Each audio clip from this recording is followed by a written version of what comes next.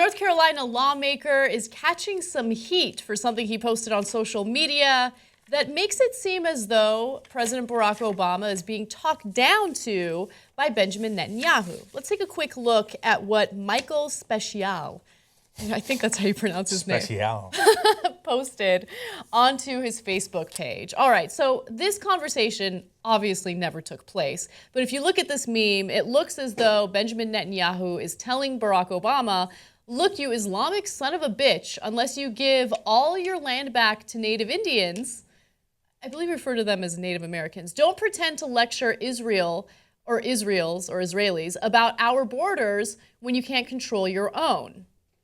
And then it continues with a bunch of nonsense. Yeah, we kick ISIS ass. They never mess with us. They mess with you guys. And ha, you're a coward. Yeah. That's the essence of it. Okay.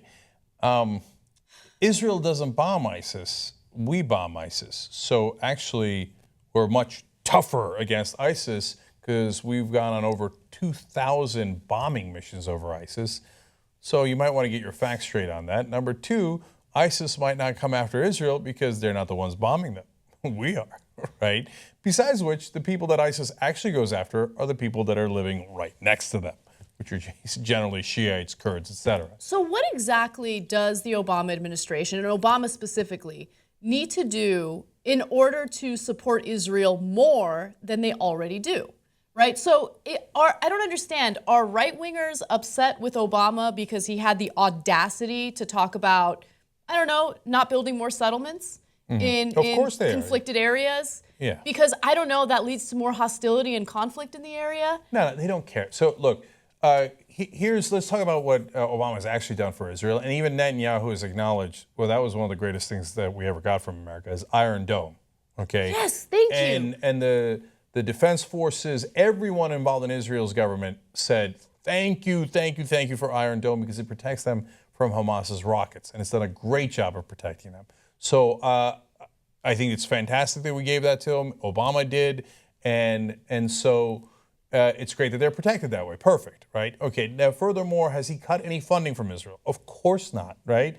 No, he's kept their funding, which is significantly higher than any other country. You know, conservatives love to complain about, we're giving out money to foreign countries. Mm-hmm. Well, the country we give the most amount of money to is Israel. And if you say, let's cut $1 of that, like Rand Paul suggested for a second, they're like, how dare you? We love foreign aid if it goes to Israel. So all this is non-substantive. The only two things that they, let's say 3 things that they are angry at Obama about over Israel. So what are they? Okay, that sounds like a lot, right?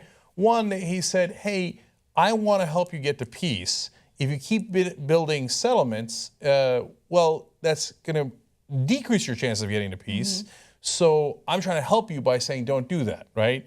And how dare you question Israel? Well, I mean, they're an ally of ours. We question Canada. At times we question Great Britain in order to help them, not because we hate Canada or Great Britain, right? And then number 2, he did the peace deal with Iran, so Iran couldn't get nukes. Again, you would think that would be helpful to Israel, but Netanyahu, who's a right-wing maniac, like our Dick Cheney's a right-wing maniac, they hate any and all peace deals. Yeah. So if we hadn't done that deal, Iran would be on their way to getting a nuclear weapon, but warmongers like Netanyahu and Cheney would be thrilled with that. So we can go to war. So Obama prevented a possibly catastrophic war for Israel. Now, most Israelis should be thrilled about that, but the right-wingers are never thrilled when we have peace, and Netanyahu's a right-winger. And so is this idiot over here who's a right-winger on our side. And finally, Obama doesn't bow his head every time he talks to Netanyahu. He does, of course, sir, absolutely, sir. Anything you want, sir. Like he objected that Netanyahu came and slapped him across the face talking to our Congress while we were in the middle of those negotiations with Iran. Well, I wouldn't have bowed my head either. I suspect a lot of Republicans would respect you less if you bowed your head, right? Yeah. So if Trump was like, screw that, I don't bow down to anybody, they'd be like, yeah, Trump, what a strong leader. When Obama doesn't bow his head, they ironically say he's a weak leader. Really? How does that make any sense? Yeah, and look, this is all, of course, misinformation that's being put out there about the Obama administration. They make it seem as though he's somehow against Israel, even though he's done everything that he could possibly do to help Israel, right?